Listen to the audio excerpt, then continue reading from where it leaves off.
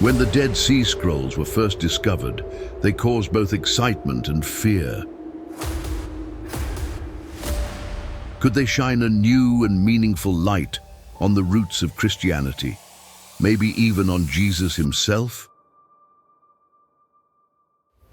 Did they contain anything that could challenge, question, or even prove the errors of long-established religious traditions? While official statements said otherwise, the truth was very different. In this video, we'll explore the history of these sacred texts from both an academic and Islamic perspective. The story of how this book came to light will truly shock you. It was once seen as dangerous, removed, and hidden by certain people. But the truth always finds a way to come out. Now let's take a look together. You're watching Religious Story TV. We're just a two-person team, creating 3 videos every week. If you subscribe, you won't miss any of our content, and you'll be helping us continue. Now, if you're ready, let's begin. How old do you think the oldest handwritten copy of the Old Testament is? If Moses lived around 2500 BCE, you would expect it to be from that time. But the truth is very different. The oldest complete Hebrew Old Testament we have is from around the year 1000. This means it's only about 1,000 years old. There is no full Old Testament manuscript from before this date. Isn't that surprising? We also have nothing from the time of Jesus. In fact, for the first 1,000 years, we have no complete Old or New Testament. According to Islam, the Torah and the Gospel were originally from Allah, but later changed. These scrolls may show parts of the Torah before the changes and give clues about how it was altered. They may be closer to the original Torah. Let's go back to the beginning of the story, because it's quite interesting. On June 1st, 1954, a short and curious advertisement appeared in the Wall Street Journal. Ancient scrolls, similar to the Bible and dated to 200 BCE, were being offered for sale. If such an ad were published today, people might think it was a bad joke, something illegal from the deep web, or even a secret message about espionage. Even though some tried to manipulate the story, most scientists knew the truth. This was one of the greatest discoveries in human history. The discovery actually happened in 1947 in the Qumran Valley. This valley is to the east of Jerusalem, on the western side of the Dead Sea, a region known for endless wars and conflicts since the beginning of recorded history. Even today, it is a military zone, often shaken by the noise of Israeli warplanes. The historical scrolls in question were found here 78 years ago. There are still debates about how they were found. Some versions of the story have become legends. Certain details of this legend are unclear, and historians argued about them until the 1960s. Still, according to the most accepted version, the first discovery was made by a shepherd boy named Muhammad. He was a member of the Bedouin Tamira tribe. Later, he said he was looking for a lost goat. Whatever he was doing, his journey led him to climb the cliffs of Qumran. There, he saw an opening in the rock face. He tried to see what was inside, but he couldn't from where he stood. So he threw a stone into the darkness and heard the sound of breaking pottery. Curious, he decided to climb down into the cave. He crawled through the hole and eventually fell inside. There, he found himself in a small cave. According to his story, the cave had a high ceiling and was narrow. It was about 2 meters wide and 7 meters tall. Inside, there were many clay jars. Each one was about half a meter tall and 25 centimeters wide. Many of them were broken. It's believed that 8 of them were still in good condition, but the exact number was never known. Muhammad said he got scared, ran out of the cave, and left. The next day, he came back with a friend to take a better look at what was inside. Some of the clay jars were sealed with bowl-like lids. Inside, they found 3 scrolls wrapped in rotten cloth. These scrolls were made of leather, prepared especially for writing or drawing. These were the first Dead Sea Scrolls to see sunlight in 2,000 years. In the days that followed, the Bedouin boy returned and found at least 4 more scrolls. At least 2 jars were removed and used for carrying water. When proper archaeological digging began later, many broken pieces were discovered. Reliable sources say there were enough pieces to make at least 40 jars. We will never know exactly how many jars were in the cave at first, how many were full or empty, or how many scrolls were taken, hidden, destroyed, or used for other things before experts could study them. But in any case, we're told that more scrolls were taken from the cave than what was officially recorded or found later. In the end, 2 complete scrolls and 22 damaged fragments were brought into the light. At this point, the story becomes a bit unclear. It seems that the Bedouins, thinking they had found something valuable, took the scrolls to a local tribal leader, Sheikh. The Sheikh didn't understand what they were, so he sent them to a Christian antique dealer known as Kando. His real name was Khalil Iskander Shaheen. Kando belonged to the Syrian church. Because of that, he contacted someone named George Isaiah, who was part of the Jerusalem church. Reliable sources say the 2 of them acted quickly, went to the Qumran cave, and got more scrolls. George Isaiah then informed the head of the Syrian Jacobite church, Archbishop Athanasius Yeshua Samuel, who was also the leader of the monastery of St. Mark. Athanasius Yeshua Samuel was not well educated. He couldn't read or even recognize the scrolls that were brought to him. One of the first and most trusted commentators on the Qumran discovery, Edmund Wilson, said this about Samuel. He had no education in Hebrew and didn't understand what the scrolls were. He even burned a piece of one scroll and smelled it to see if it was leather or parchment. Still, despite his lack of education, he was a clever man. In his monastery, St. Mark's, there was an ancient document collection. So he had a sense that what he held in his hands was something very important.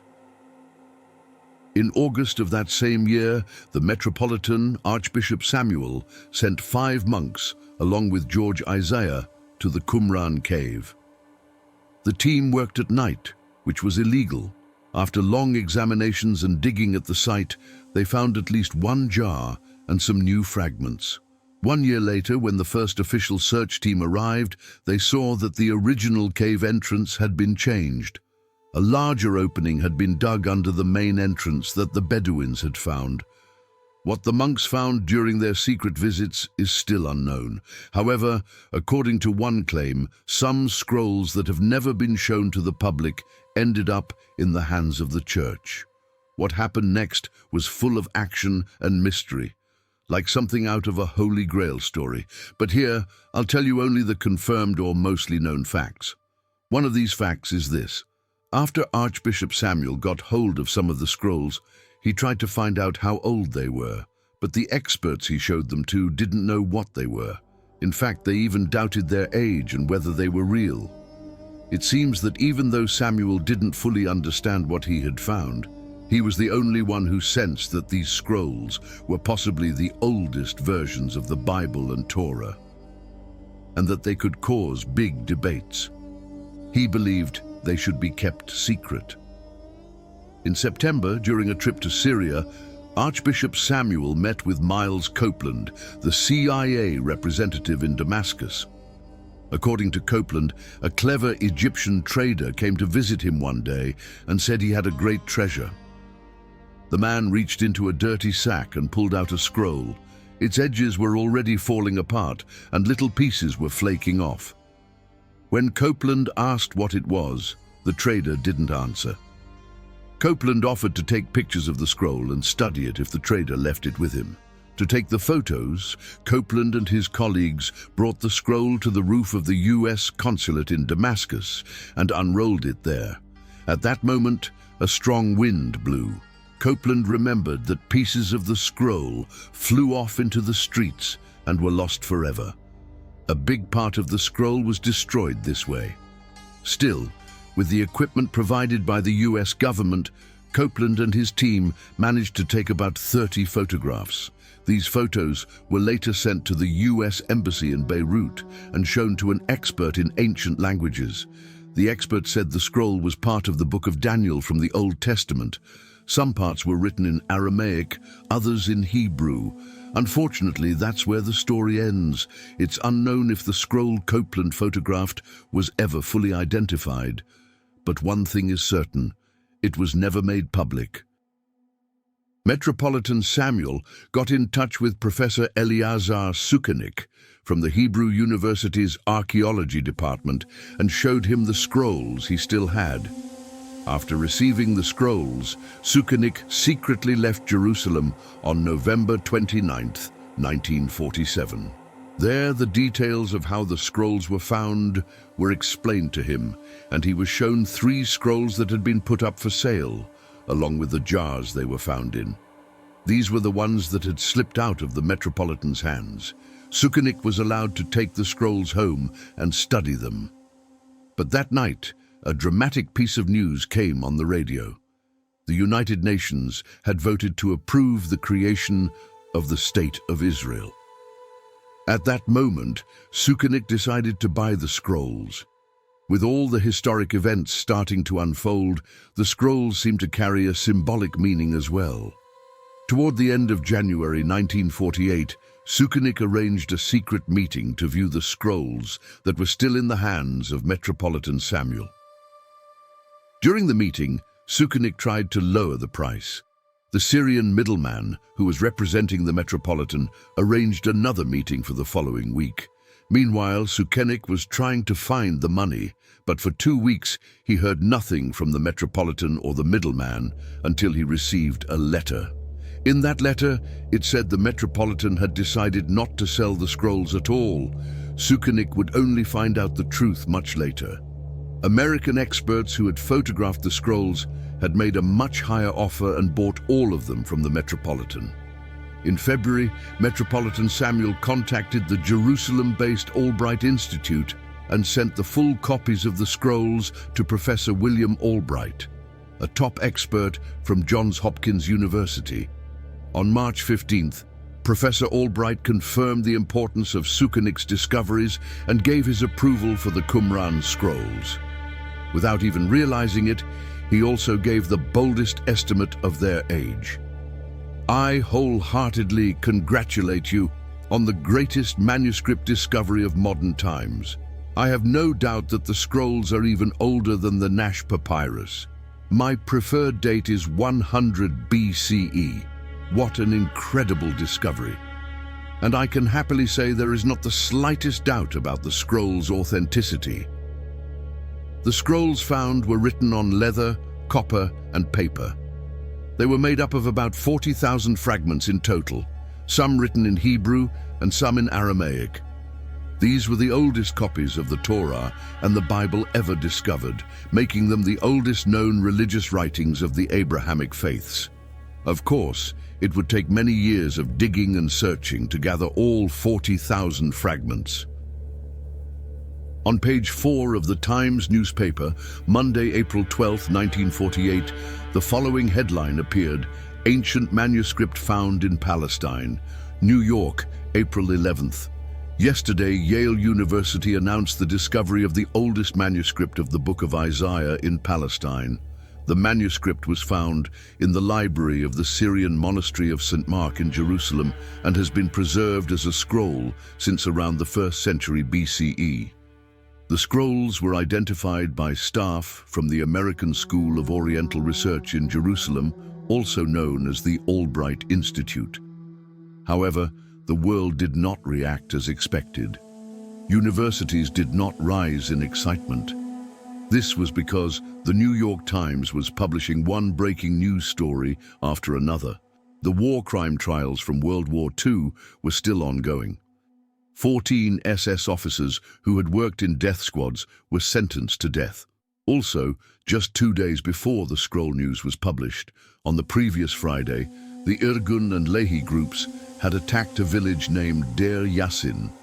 The village was destroyed, girls were raped, and men, women, and children were killed.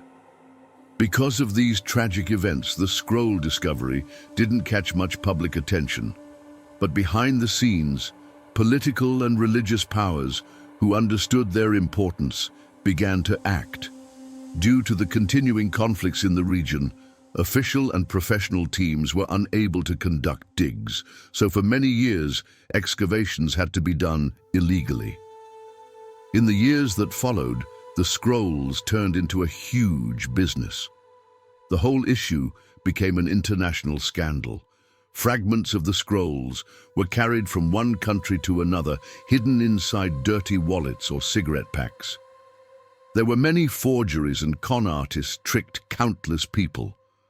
Some countries even offered rewards worth millions of dollars for the writings. You can read about all these claims in the book The Dead Sea Scrolls Deception by Michael Bajent and Richard Lee, the authors of books about the Templar Knights, the Holy Blood, and the Holy Grail. The book raised some serious questions for Christianity. The scrolls contained ideas that went against the later images created about early Christianity. For example, while it is often claimed that Jesus was not political, the scrolls showed that the Zealots had militant and messianic nationalist goals for the Jewish people. They also suggested that Jesus never tried to start a new religion or oppose Jewish law. The scrolls and their authors were connected to the same first-century period that is mentioned in the New Testament as the beginning of early Christianity. These texts mention a figure called the Teacher of Righteousness. In some places, the description of this teacher sounds almost like a reference to Jesus. Many experts have said this, but this person is clearly not considered divine. The findings were backed by the strength of 20th century science and research. But even with all this evidence, could one really shake the faith of millions with a single discovery? That's why only a small part of the texts, like the one we just shared, were allowed to be published. But even those parts showed that these writings could challenge Christianity and were likely early religious texts. Still, we must repeat, some parts of the scrolls, especially the ones that are said to be the most shocking, were never made public. One of the most striking discoveries was the copper scroll. It was found in cave number 3 at Qumran. Unlike other scrolls, this one was more like a simple list. It named 62 places where treasures made of gold, silver, and valuable religious items were said to be hidden. Most of the locations were in Jerusalem, some under or around the temple, and the rest in the hills and countryside all the way to Qumran. If the information in the scroll is true, all these hidden treasures would add up to about 65 kilograms of silver and 26 kilograms of gold. Compared to other famous treasure stories, that's not a huge amount. But the religious and symbolic meaning is much more important than the money. Although the copper scroll was never officially shared with the public, experts who read it believed the treasure came from the temple, hidden during the Roman invasion. That means the scroll could date to around the year 68 CE, when the Romans attacked. As we mentioned before, some members of the official international team, like Professor Cross and Father Milik, claimed that the treasure was entirely fictional and that the map was fake. Now, however, many independent historians believe the treasure was real, but they also believe that it is almost impossible to find the hiding places. The directions and names in the scroll were based on ancient local names, which disappeared long ago. The shape of the land and its landmarks have changed beyond recognition after 2,000 years of wars and destruction.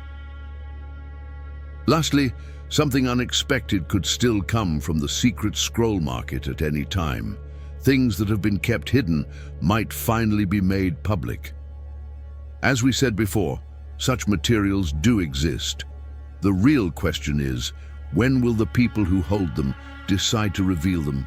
No matter where new discoveries come from, fresh and possibly major revelations are on the way. When that happens, we may gain much more insight into the nature of ancient Judaism, the roots of both Christianity and Islam, and the real history of the Bible. The Dead Sea Scrolls give us a new perspective on the three major religions born in the Middle East. And the more we study these religions, the more we understand that they are not so different after all. They overlap, share many things in common, and seem to come from the same source. Do the scrolls support the Qur'an and Islam? Some parts of the scrolls appear to indirectly support Islamic teachings, such as the shared roots of the three Abrahamic religions. The more we study these religions, the more we understand that they are not so different after all, and seem to come from the same source. This idea matches Islam's view of the Tawhidi tradition, the belief that Moses, Jesus, and Muhammad, peace be upon them, were all prophets sent by the same divine source. Criticism of Christian beliefs. The scrolls include parts that may raise doubts about Jesus' divinity, uniqueness, or originality. For example, a suffering similar to that of Jesus was found in an ancient scroll hidden in the Jewish desert. This kind of statement suggests that Jesus' message may have come from an earlier tradition, like the Qumran community, not something completely new. That aligns with Islam's belief that Jesus was a prophet, not God. Implied criticism of added Christian dogmas. The scrolls highlight differences between early Christian writings and modern institutional Christianity. This supports Islam's claim that the gospel was changed over time, a belief stated clearly in the Qur'an. The scrolls show that different Jewish sects had different beliefs and became divided. This matches verses in the Qur'an about the people of the book falling into disagreement, which makes them important for Muslims to study. When Jewish scribes copied the Hebrew Old Testament by hand because there was no printing press, they destroyed the old copy after making a new one. That's why the earlier versions have not survived. This was not an accident. They were destroyed on purpose. If we compare this to the Qur'an, we have physical Qur'an manuscripts that go back to the time of Prophet Muhammad ﷺ. One famous copy is kept at the University of Birmingham. Later, some much older manuscripts of the Torah were discovered, the Dead Sea Scrolls. This discovery changed the idea that we had no old versions of the Torah. These scrolls are very important for many reasons. Most of the texts include parts of the Torah, Jewish religious laws, writings about the end times, and prayers. The most famous one is the complete copy of the Book of Isaiah. It's a beautiful scroll, almost perfectly preserved. Many people believe the Dead Sea Scrolls prove that today's Bible is correct, but that's not fully true. In some cases, yes, like with the Book of Isaiah, but many other books are different. Sometimes the differences are big, like a version of the Book of Jeremiah that is 15% shorter. These differences are between the Masoretic text used in most modern translations and the ancient versions found in the Dead Sea Scrolls.